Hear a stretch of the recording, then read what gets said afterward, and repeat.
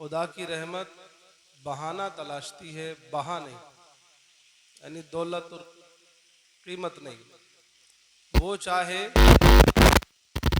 तो एक छोटी सी चीज़ पर खुश हो जाए और बड़े बड़े गुनाहगारों को बख्श दे, और वो चाहे पकड़ने पर आए तो 300 साल के इबादत गुजारों को भी पकड़ ले।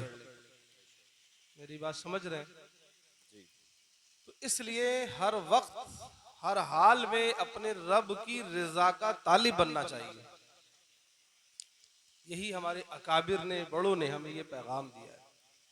अपनी छोटी मोटी इबादतों पर नाजा नहीं होना चाहिए, अपनी इल्मी सलाहियतों पर, अपने रात भर के छोटे मोटे चिल्लों के ऊपर बहुत ज़्यादा इन पर नज़ाकत नहीं दिखानी चाहिए। क्योंकि हमारे अकाबिर औलिया तो वो हुए, बायजीज़ बस्तामी जैसे लोगों ने रात भर इबादत करके सुबह इसलिए रोते थे कि मेरे मौला तेरी शान के लायक हुई भी कि नहीं हुई। और हम वो हैं आज के रात के मेंबरों पर दो चार शेर पढ़ने के बाद में जन्नत के सर्टिफिकेट बांट देते हैं। इसलिए मेरे भाइयों, अल्लाह के दरबार में हाजिर होना है। आगाह अपनी मौत से कोई बशर नहीं, आगाह अपनी मौत से कोई बशर नहीं, सामान 100 बरस का है, पल की खबर नहीं।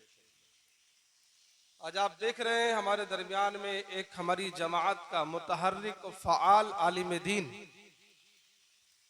जिसने हिंदुस्तान भर के न जाने कितने जलसों में, न जाने कितने प्रोग्रामों में शिरकत की और अल्लाह और उसके रसूल का जिक्र किया, अहले सुन्नत व जमात की नुमाइंदगी की, मसलक आला हजरत की नश्र इशाअत की। लेकिन चंद ही साल का ये नौजवान चंद ही दिनों में हमारे दरमियान से चला गया।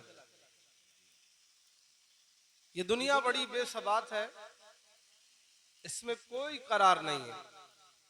वमल हयात दुनिया इल्ला मताउल गुरूर, दुनिया की जिंदगी नहीं सिवाय धोखे के। इसलिए मेरे भाइयों, बहुत ज्यादा इस दुनिया से दिल ना लगाओ, आखिरत की फिक्र पैदा करो। जहां जलसे हमारे अजमतों पर हो रहे हैं, मैं एक बहुत अपना नाकिस मशवरा पेश करना चाहूंगा कि हम सब ये भी शुरुआत करें कि हम फिक्र आखिरत पर भी जलसे करें, फिक्र पर भी करें, क्योंकि मकसद यही है, आखिरत अच्छी हो जाए तो सब कुछ अच्छा है। अजमतें हमारे बयान करने से नहीं बढ़ती हैं। कुरान कह रहा है, वो तो इज्जु मन तशा वो तो जिल्लो मन तशा। इज्जतें हमारे कहने और बताने और बोलने से नहीं बढ़ती हैं। इज्जतें तो खुदा जब जिसे चाहता है, जहां चाहता है वो दे देता है। सुभान अल्लाह, सुभान अल्लाह। अल्लाह इज्जत देता है, जिल्लत वो जिसे चाहता है उसे देता है। उसके देने से जिसे इज्जत मिल जाए, माई का लाल पैदा नहीं होता दुनिया में क्योंकि उसे जिल्लत दे दे, और जिसे वो जिल्लत दे दे तो उसे सुपर पावर बना करके भी अमेरिका के व्हाइट हाउस के अंदर में जूते लगवा देता है। वो इज्जतें जिसे देना चाहता है तो लाहौर के तांगा चलाने वाले को मुस्तफा पर अपनी जान कुर्बान करने पर उसे दुनिया का हीरो बना देता है। जो जनरल अय्यूब और जिया को इज्जत ना मिली, वो इज्जत एक तांगा चलाने वाले को मिल जाती है। खुदा दिखाता है और बताता है, हम जिसे चाहते हैं इज्जत देते हैं, जिसे चाहते हैं जिल्लत। बेशक हक बात है, सुभान अल्लाह। मैं ये बात बहुत ही बेलाग और तबसरे के कहना चाहूंगा। आप देख ले, एक इतना बड़ा जमे गफीर इन उलमाए अहले सुन्नत व जमात का है। हमारी जमात का एक अजीम मुफक्किर हमारे दरमियान बैठा है। नारे तकबीर, नारे रिसालत, उलमाए अहले सुन्नत, फैज़ाने आला हजरत, फैज़ाने हुजूर बहरुल इरफान, शहजादा हुजूर बहरुल इरफान। नारे तकबीर, नारे रिसालत। माशाअल्लाह, अभी आप देख रहे हैं कि हमारे स्टेज पर जैसे ही मुफ्ती साहब तशरीफ लाए हैं, तो उन्हीं के साथ साथ में शहजादा बहरुल इरफान हज़रत अल्लामा मौलाना मुफ्ती अहमद सईद साहब क़िबला दामतुल्लाहुल आली तशरीफ ला चुके हैं, जो तकरीबन सभी जानते हैं कि शकरगढ़ी के अफराद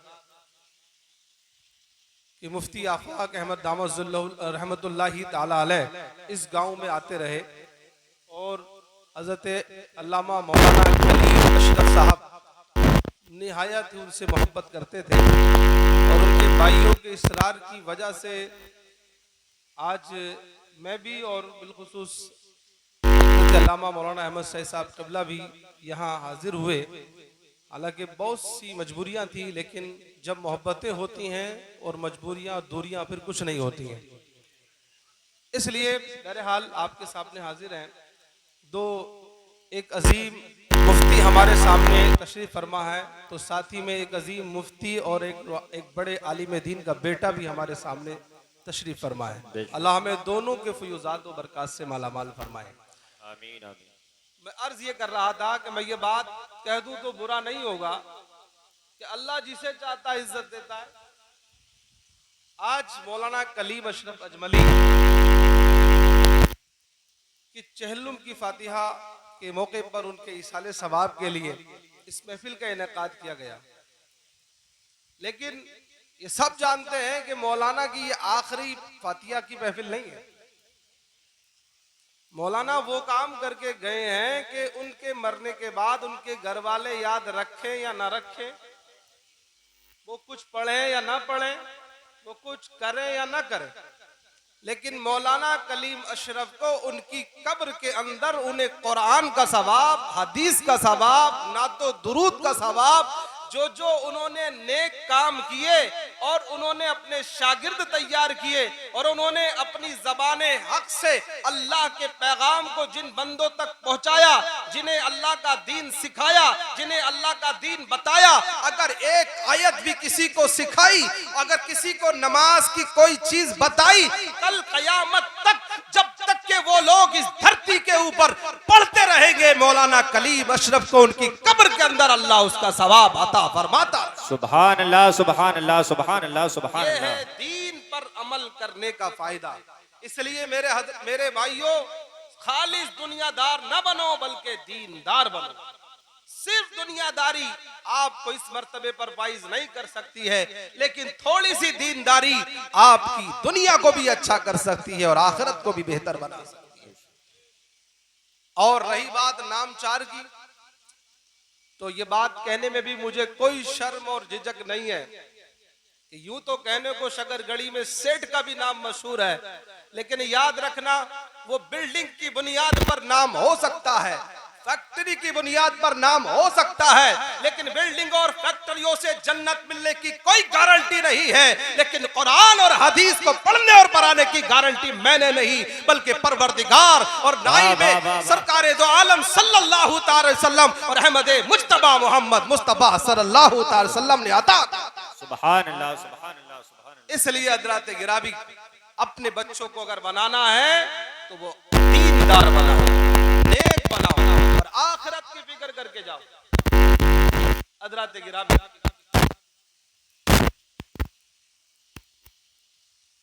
चलिए हजरत कहने बैठ। ये हमारे मुफ्ती साहब का बहुत बड़प्पन है। शुरू से जब से हजरत अल्लामा अहमद सईद साहब क़िबला से मुलाकात हुई है, जब से मैंने इन दोनों के दरमियान में जो एक छोटे और बड़े की मोहब्बत को देखा है, वो शायद कम उलमा में पाया जाता है। अल्लाह ताला हमें अपने बड़ों और छोटों की ऐसी ही मोहब्बत सबको अता फरमाए। असागिर नवाजी ये हमारे उलमा अकाबिर अहले सुन्नत की अल्हम्दुलिल्लाह आदत करीमा रही, क्योंकि हमने अदब कहीं और से नहीं सीखा, बरेली के दर से सीखा है। सुभान अल्लाह सुभान। इसलिए हम अल्हम्दुलिल्लाह अपने बड़ों के नक्शे कदम पर चलने को अपनी सबसे बड़ी अल्हम्दुलिल्लाह कामयाबी समझते हैं। दुरूद पाक पढ़ ले, अल्लाहुम्मा सल्ली अला सय्यदिना मौलाना मुहम्मदिन बारिक व सल्लिम सलातन व सलामन अलैका या रसूलल्लाह। मैं मौलाना कलीम अशरफ साहब के जुमला अहले खाना को तहे दिल से उनके लिए दुआ गो हूँ और ताज़ियत पेश करता हूँ कि अल्लाह ताला उनके बच्चों को सब्र अता फरमाए और उनको दुनिया की हर खुशी दीन के साथ अता फरमाए। आमीन आमीन। मुझे जब मालूम हुआ कि उनकी बेटियां ही हैं, तो बस अल्लाह से यही दुआ कहूँ कि बेटियां अल्लाह ताला उनकी ऐसी बनाए कि कोई राबिया बसरिया के नक्शे कदम पर चलने वाली हो, तो कोई हजरत फातिमा जहरा की कनीज हो, इंशाअल्लाह उम्मीद है कि जिसने इतने दिनों तक अपना पसीना और अपना खून अपने दीन के लिए बहाया है, इंशाअल्लाह अल्लाह ताला उसके नतीजे में उनकी बेटियों को अच्छा और बेहतर इंशाअल्लाह मुस्तकबिल अता फरमाएगा इंशाअल्लाह।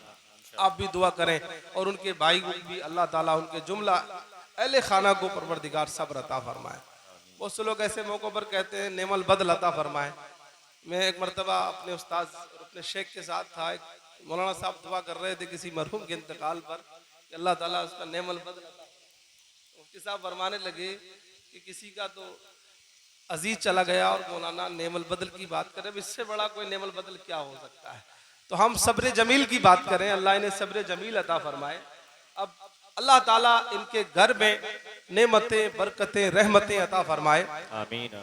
हजरात गिरामी, यकीनन कोई जाता है तो उसकी कोई भरपाई नहीं हो पाती है, लेकिन अगर कोई ऐसे जाए कि हमें उसका यकीन हो जाए कि वो जन्नत में जाएगा तो इंशाअल्लाह हमारे दिल को सुकून और तसल्ली मिल जाती है।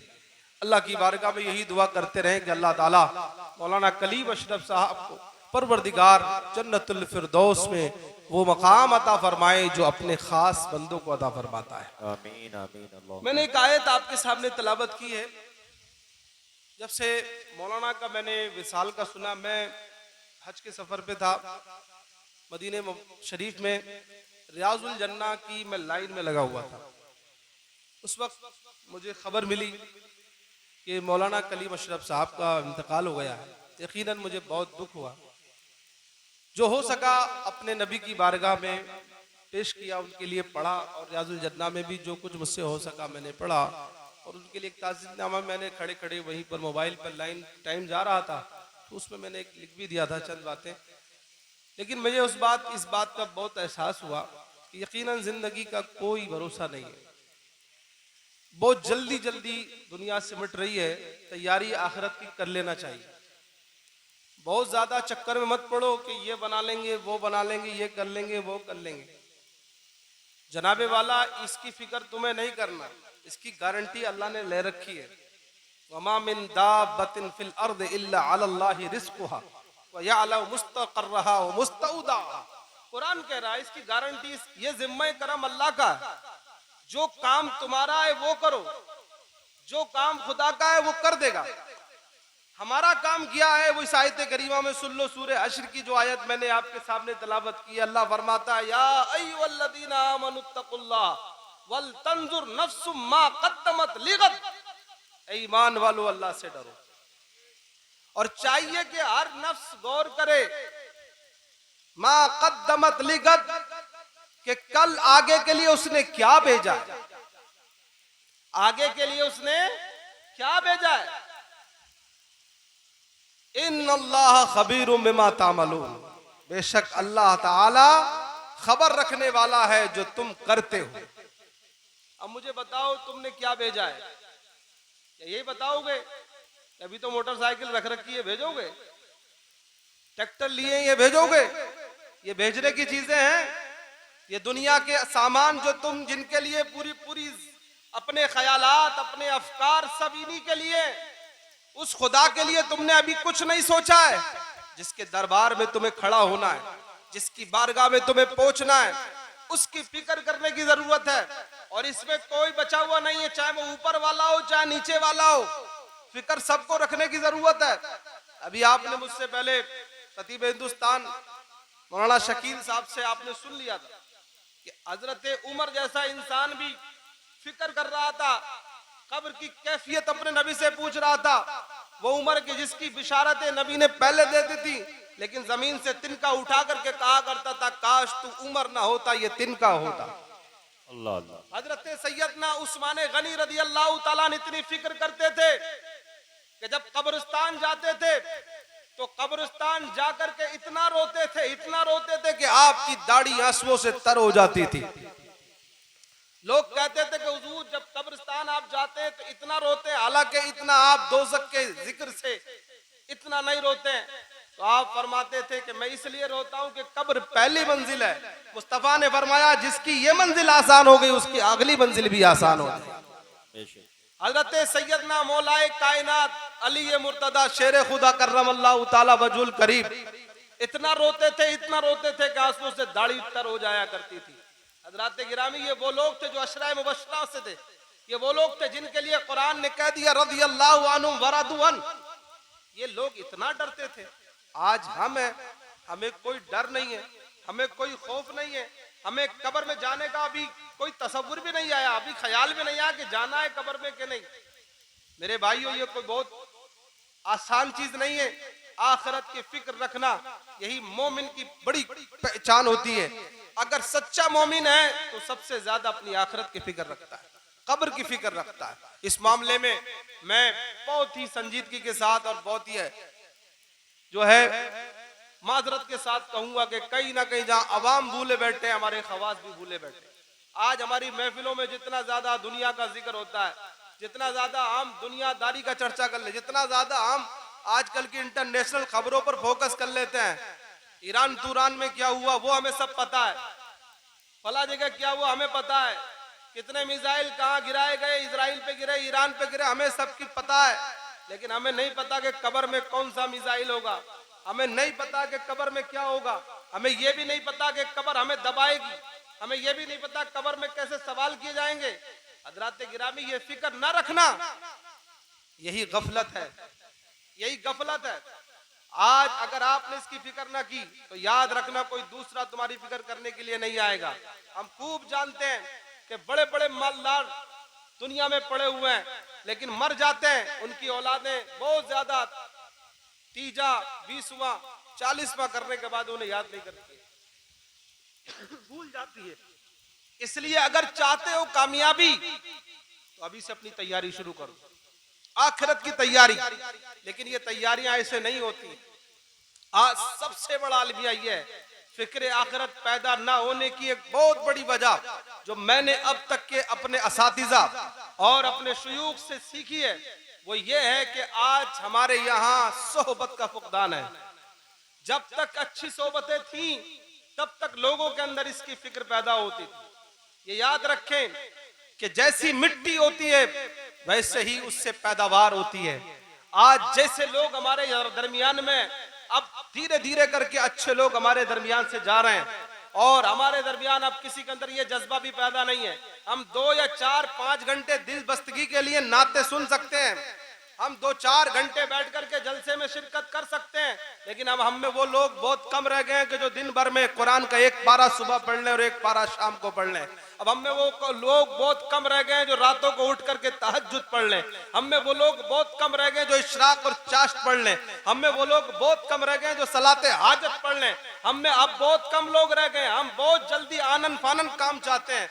बहुत से लोग परेशानी आती है, मुसीबत आती है तो चाहते हैं कि हजरत के ताबीज से ये काम हो जाए, अगर इन हजरत से काम नहीं हो रहा तो फला हजरत से काम करवाने का मशवरा दे देते हैं। यहाँ से नहीं काम हो रहा, बरेली से नहीं हो रहा था बिलग्राम से नहीं हो रहा था कचोचा, ये मशवरे देते रहेंगे, लेकिन कभी अपने नबी की तालीम पर गौर नहीं करते हैं। अहादीस से मुबारका का जखीरा उठा करके देखो, मुस्तफा जाने रहमत सल्लल्लाहु अलैहि वसल्लम की हदीसें बताती हैं परेशानियां दौरे मुस्तफवी में भी आती थी, परेशानियां दौरे सहाबा में भी थी। क्या उनका तरीक था? क्या आज हमारा तरीक है? हमने कहीं ना कहीं उनके तरीके को छोड़ रखा है, इसलिए मुसीबतें घट नहीं रही हैं, बढ़ती चली जा रही हैं। हदीसें बताती हैं जब दौरे मुस्तफा में बारिश नहीं होती है तो मुस्तफा जाने रहमत किसी तावीज के लिए नहीं बल्कि सरकारे दो आलम सल्लल्लाहु अलैहि वसल्लम फरमाया करते थे, मेरे सहाबा निकलो तुम मस्जिद नबवी से निकलो और मस्जिद गमामा के पास चलो और वहां खड़े होकर के अपने रब की इबादत में मसरूफ हो जाओ और नमाजें पढ़ के अल्लाह से दुआ मांगो, तुम्हारे ऊपर अबरे बारह नाज़िल।